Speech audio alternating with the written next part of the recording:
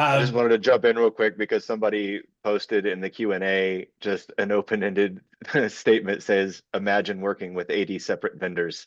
Yep.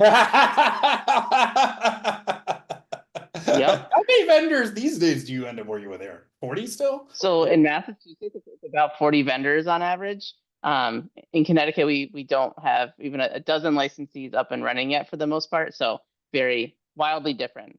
Yeah, 100%. Well, yeah, I guess then as that starts to scale up.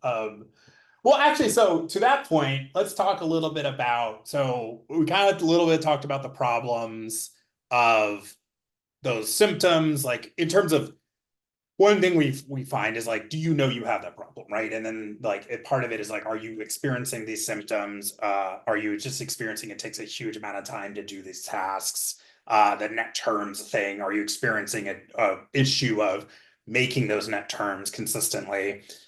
Are there any other problems that you would like, and a lot of this is like, hey, like, keep your warning lights on about this kind of stuff is happening, indicates that there are these like larger issues in just getting this purchasing process dialed in that start to show up as you go from 4 to 11 stores that like people should just be aware of, like to be thinking of type of thing. Yeah, I think one of the most difficult things in cannabis is the constant cycling of SKUs. It's not like a grocery store where you have the same catalog from the same distributor and you pretty much carry the same things all the time. With most categories in cannabis, there's so much variety in terms of strain, testing, availability. So being able to navigate your supply chain, knowing that very likely you might have had something that sold great for 30 days and you got to rebuy it and there's no more of that product available.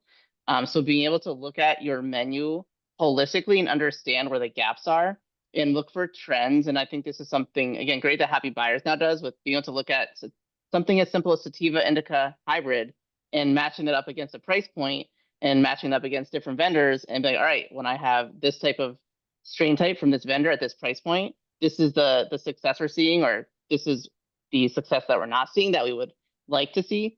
So knowing how to not just reorder the same thing time and time again, but know how your category looks, how the health of the menu looks in general.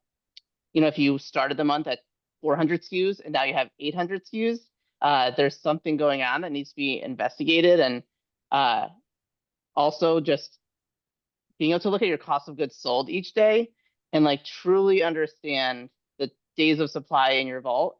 Often people are just using their eyeballs to look at their vault and look at bins on the sales floor and be like, this amount seems right and this amount seems right, and this bin just emptied out, so let me reorder it. When really there's so much decision making and analysis that needs to happen before that decision is made. I would agree with the like sentiment of, well, I restock it when it runs out in the back room, when I visually like don't see it there anymore. And then the question is, well, how long was it there? Like in the first, like do we even work with that vendor anymore? Do those products exist anymore? Like in the market, Yep. right?